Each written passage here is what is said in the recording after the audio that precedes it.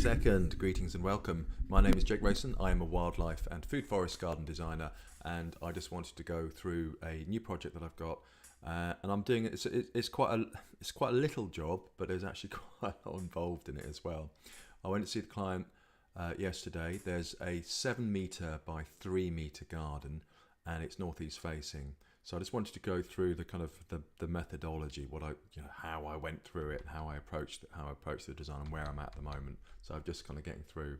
So first of all, I went over, spoke to the client, and took an awful lot of photographs, vast quantities of photographs, and then video and photographs, and then the key thing is to actually go out on site. I use bamboo and butcher's twine, and then a pair of plastic seats, and I just went around the garden and said seating areas here because this is where the sunshine is in the morning, and the sunshine, or the best position in the afternoon, and then looking at the best place to put the paths.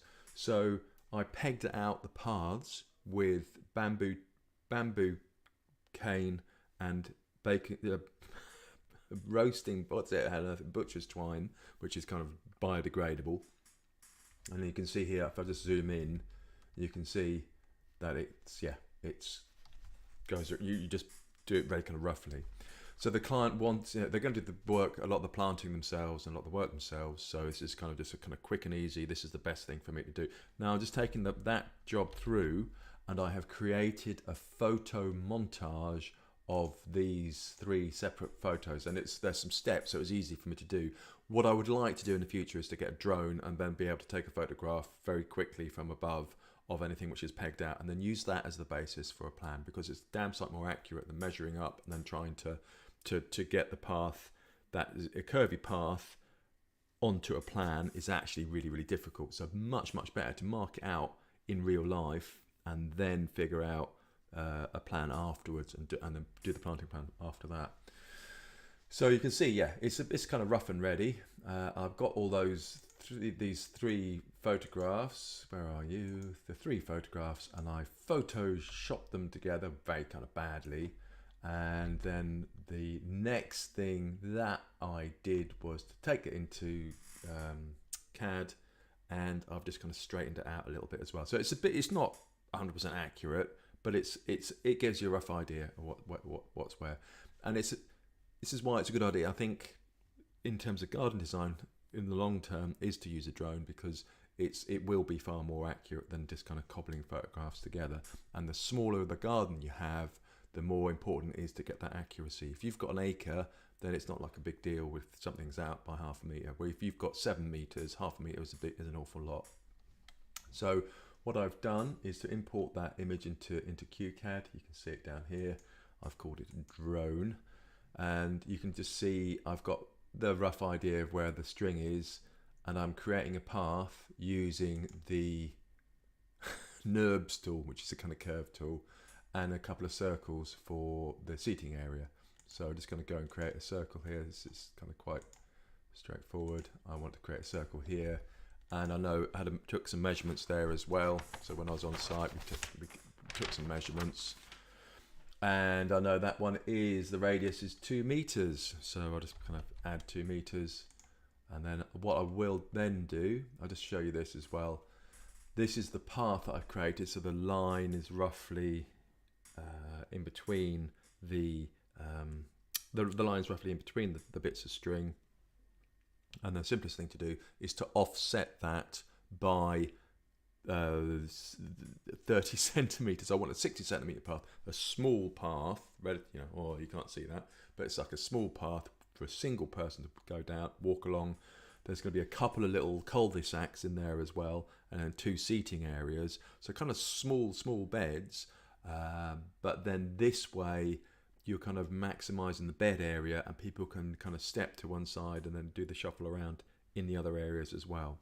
And what I've said to the client is, when they're marking it out, they're going to get a landscaper in to do the actual, to put the hard standing in. When they're marking it out, is to be kind of quite accurate about where things are going and if there's enough space to put the chairs down.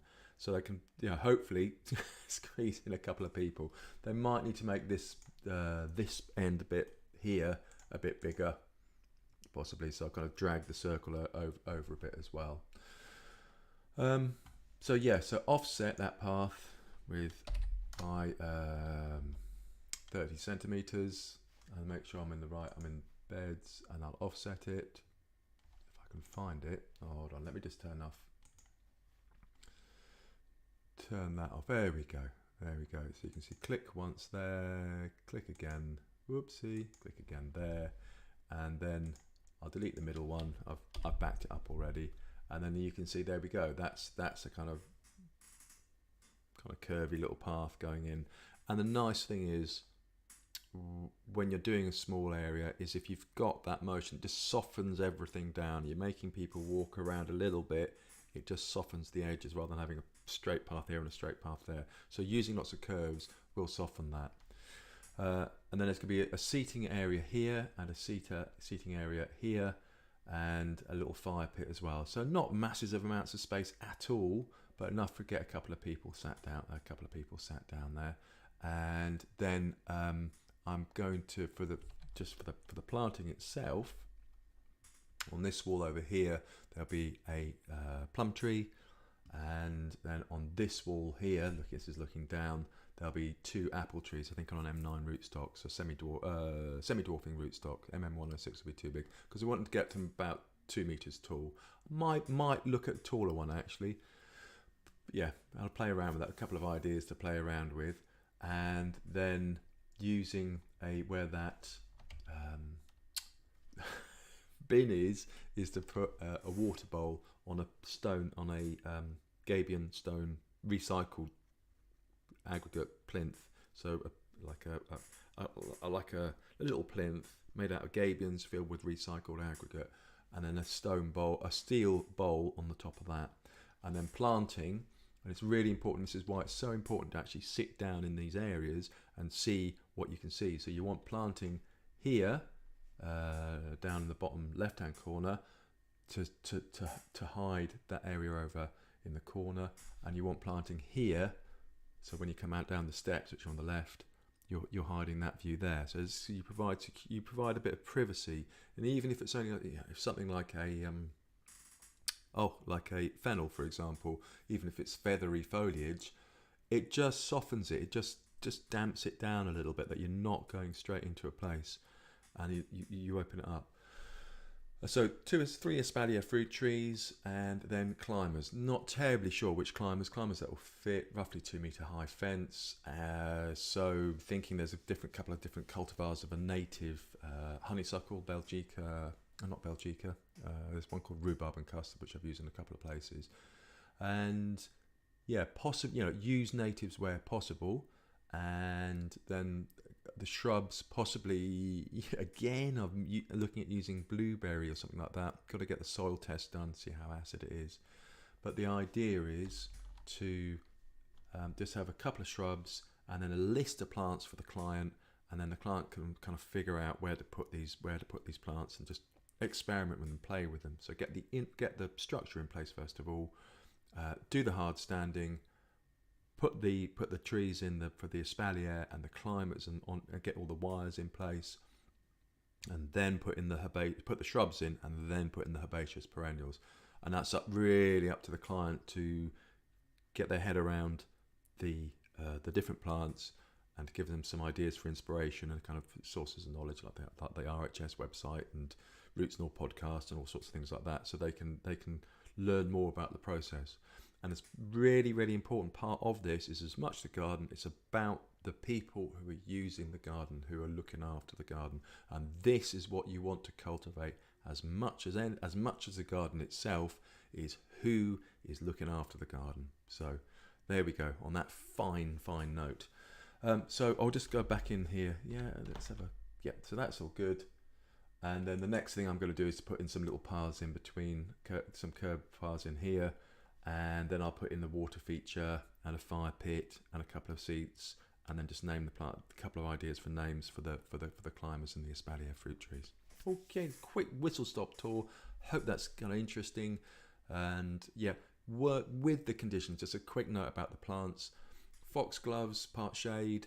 Purple loose strife might be too big for the space, to be honest. Damp shade, might like more sun, I can't remember. Wild garlic would like it, damp conditions, and wood anemones probably as well. And the little beds, so you just have, and possibly mint down here in this bed. And the little beds, and they'll be constricted by the fencing and the by the path and the hard standing. So perfectly happy to have a bed full of mint, which is great. And then perfect, it's then a bed full of periwinkle, say. That's a periwinkle. So yeah, there's lots to kind of get some ideas, have a look and see what plants you can possibly grow there. Don't try and grow oregano or lavender or rosemary in a kind of damp, clay, north-facing situation. Go with plants that will work. Oh, bog myrtle was another one. So I'll get the list of plants all sorted out and send them off to the client too. Okay, there we go. Thanks for watching. See you again soon. Cheers, bye.